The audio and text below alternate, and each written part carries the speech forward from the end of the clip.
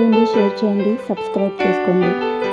వారాహి నవరాత్రులు జూలై 6 నుండి ఆషాఢ శుద్ధ పాడ్యం నుండి స్టార్ట్ అయ్యి 15 నవమి వరకు జరుగుతాయండి.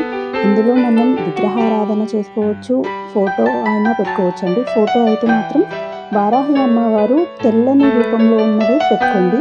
విగ్రహారాధన అయితే ప్రతిరోజు అభిషేకాలు లాంటివి చేసుకోవాలి.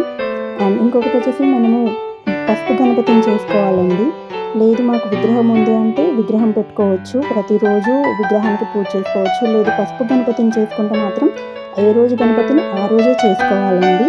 అండ్ పూజ చేసిన తర్వాత మరుసటి రోజుకి ఆ గణపతిని వాటర్లో కలిపి చెట్ల పొదల్లో వేసుకోవచ్చు, తొక్కని చోట వేసుకోవాలి. పూజలో మనం ఎరుపు రంగు వత్తులు యూజ్ చేయాలండి. దానికి మనం కొద్దిగా నూనె తీసుకొని అందులో కుంకుమ వేసి మనం మామూలుగా చేసుకున్న వత్తులు అందులో వేసి చేస్తే అవి ఎరుపు రంగు వత్తులు అవుతాయండి. ఆ వత్తులతో దీపారాధన చేయడం చాలా ఇష్టం అమ్మవారికి. ఎరుపు రంగు అంటే చాలా ఇష్టం. ఎరుపు రంగు మందారాలు కానీ, గులాబీలు కానీ ఇలాంటి అలంకారాలు చేసుకోవచ్చు. అండ్ ఇంకొకటి చాలామంది అడుగుతున్నది అఖండ దీపం అండి. అఖండ దీపం మనం పెట్టుకోవాల్సిన అవసరం లేదు. మామూలుగా నార్మల్గా ఫస్ట్ చేసుకునే వాళ్ళైతే మన కుండీలలో దీపం పెట్టుకొని నార్మల్గా రోజు ఎలా దీపం పెట్టుకుంటామో అలాగే వెలిగించుకోవచ్చు అండి. అఖండ దీపం అంటే ఎప్పటికీ వెలుగుతూనే ఉండాలి. మన ఇంట్లో చిన్నపిల్లలు ఉంటారు, వాళ్ళు వీళ్ళు చూస్తారు, చూడరు, ఒకవేళ పోతే మళ్ళీ మనకు బాధ వేస్తుంది. సో అఖండ దీపం అనేది ఇప్పుడు అవసరం లేదండి. 9 రోజులు మామూలు కుండీలలో పెట్టుకుంటే సరిపోతుంది. ఇంకా చాలామంది అడిగేది బ్రహ్మచర్యం గురించి అండి. అవునండి, బ్రహ్మచర్యం పాటించాలి. మాంసం తినకూడదు, అలాగే మన ఇంట్లో వండకూడదండి. చాప మీద పడుకోవాలి, నేలపైన పడుకోవడం శ్రేష్టం అని అంటారు కదా. లేదు మాకు ఆరోగ్యరీత్యా బాగాలేదండి అనుకుంటే మీరు యాజ్ యూజువల్గా ఎలా ఉంటారో అలా ఉండొచ్చు. ఇంకా టైమింగ్స్ అండి, చాలామంది టైమింగ్స్ అడుగుతున్నారు. టైమింగ్స్ వచ్చేసి ఫస్ట్ రోజు మనం అమ్మవారిని పెట్టుకునే రోజు మాత్రం మార్నింగ్ చేసుకోండి, ఎలా చేసుకుంటామో అలా పూజా విధానాలన్నీ చేసుకోండి. సాయంత్రం వచ్చేసి పూజ చాలా శ్రేష్టం అండి, అమ్మవారికి చాలా ఇష్టం అండి. సో 6 గంటల నుండి 7, 8 వరకైనా మీరు చేసుకోవచ్చండి. ఈవినింగ్ అన్ని పనులన్నీ చేసేసుకొని ఎలా చేసుకుంటారో అలా చేసుకోవచ్చండి.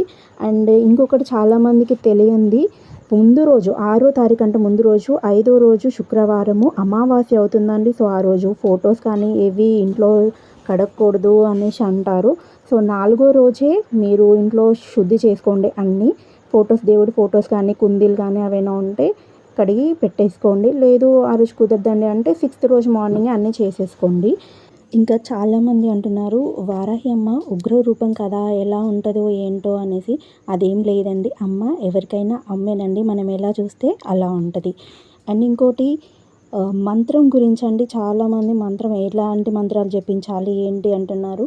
మనకి మంత్రాలు వస్తే అమ్మవారి అష్టోత్తరాలు ఉంటాయి. అవి రాకపోతే జస్ట్ మనం ఓం శ్రీ మాత్రే నమః అని మాత్రం ఒక 108 సార్లు అనుకోండి, సరిపోతుంది. లేదు ఇంకా మేము మంత్రం జపిస్తాము అంటే ఇప్పుడు నేను చెప్పే మంత్రం రాసుకోండి. ఓం హ్రీం శ్రీం క్లీం వసుధాయై నమః.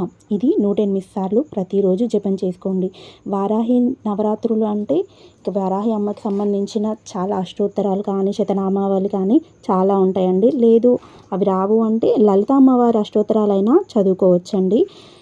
ఇంకా ప్రసాదాల గురించి అండి. ప్రసాదాలు మన ఇష్టం అండి. మనం ఇంట్లో చేసుకునే పులిహోర, దద్దోజనము, పాయసాన్నము, ఇలాంటి బెల్లన్నము లాంటి ఏవైనా పెట్టుకోవచ్చు మన ఓపిక. లేదు అవన్నీ కుదరవండి మాకు అంటే బెల్లం ముక్క అయినా పెట్టండి. అమ్మవారికి బెల్లం పానకం అంటే ఇష్టం అండి, బెల్లం పానకం అయినా చేసి పెట్టవచ్చు. మంచి నీటిలో కొంచెం బెల్లం వేసి దాంట్లో ఇలాచీ పౌడర్ వేసి కలిపి అమ్మవారి ముందు పెట్టినా సరిపోతుందండి. ఇంకా అమ్మకి ధూపం అంటే చాలా ఇష్టం అండి. సో అగరబత్తులైనా, డూమ్ స్టిక్స్లో అయినా పెట్టుకోవచ్చు. మనకు పల్లెటూళ్ళలో కుదిరితే గుగ్గిల మైసాచీలతోటి పొగ కూడా వేస్తారండి, అట్లా కూడా వేసుకోవచ్చు. ప్రతిరోజు సుగంధభరితమైన పువ్వులతో అలంకరించాలి. అలాగే అమ్మకి ఎరుపు రంగు అక్షింతలు వాడాలండి.